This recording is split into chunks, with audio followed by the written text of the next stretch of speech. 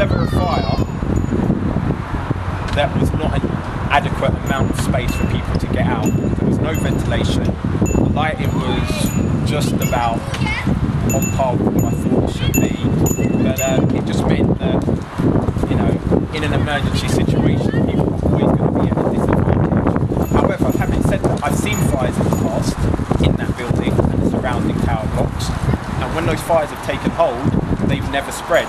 So I guess that was always the mitigating circumstance. If there was a fire, it's usually contained. This is the first fire since it's been renovated, and the very first fire that's come about has very much caused the downfall of a building that's close to my heart.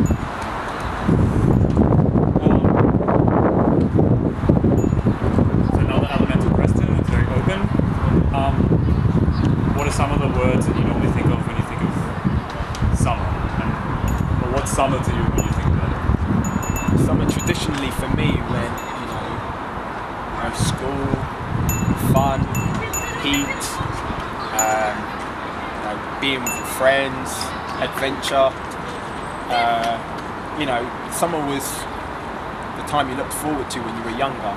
And even, you know, as a young adult, it's the time you look forward to because the days were longer and it meant you could socialise with your friends and your family more often and more frequently because you can rely on the weather more.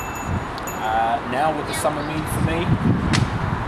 I guess it still means those things, but there's always going to be a very stark reminder and focal point on June the 14th every single year now from here on out, whereby I have to now remember that I've lost a building that's been there since the day I was born and a whole bunch of people from my community that didn't deserve to die and shouldn't have died.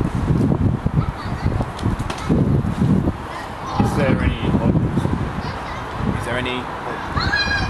I think there is hope. You know, out of every tragedy comes a success story or good news stories, and you know, you do see the best of humanity as well. I mean, on the first night of the fire, the second night of the fire, the third night of the fire, plus the Wednesday, the Thursday, the Friday, you saw people coming from far and wide to help. Just dropped everything and just did what they could to help.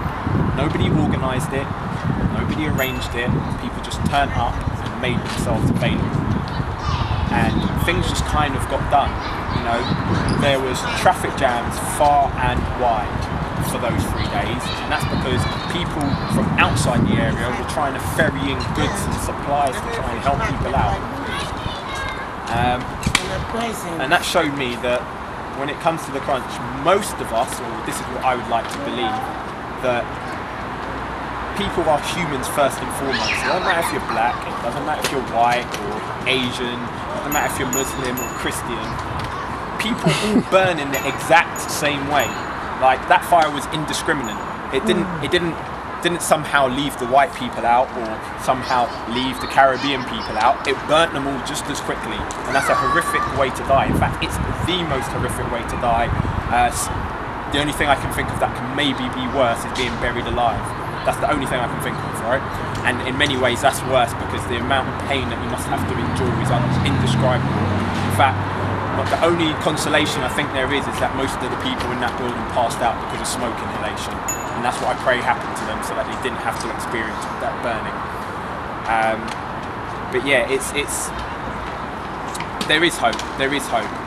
Seeing how the community have come together, seeing how people have put their differences aside, and people knowing and feeling that they now have to do something, that they now have to be involved and engaged in so much more than just what's going on in their own individual space, beyond their own individual castles.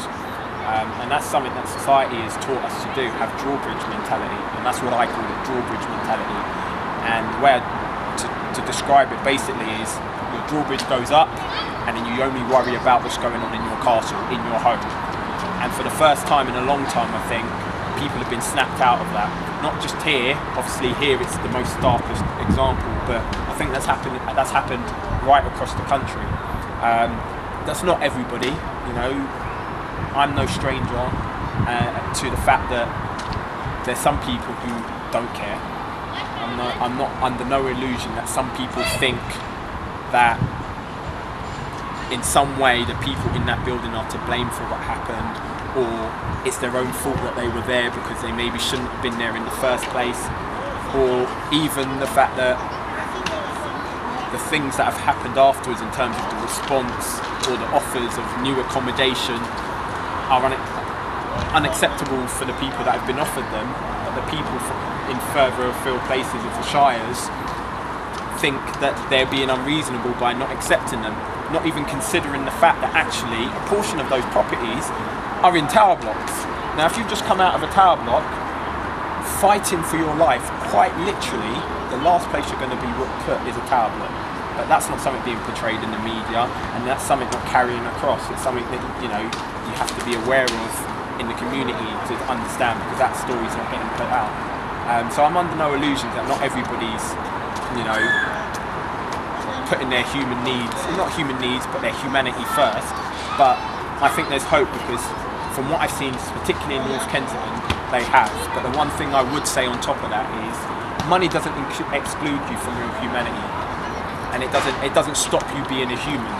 You might buy your house, or no matter how big it is, or you might buy yourself some exclusion by putting yourself in a gated community, but you're still a human. So if you're ignoring that part of yourself, then you're also ignoring that part of your soul. And for some people, it's fine if you want to have no soul and ignore that part of yourself, but you just need to be honest with yourself. That's what you're doing. You're ignoring the part of yourself that is humanity. That means that everybody's connected, and to do that, you are killing a part of your own soul.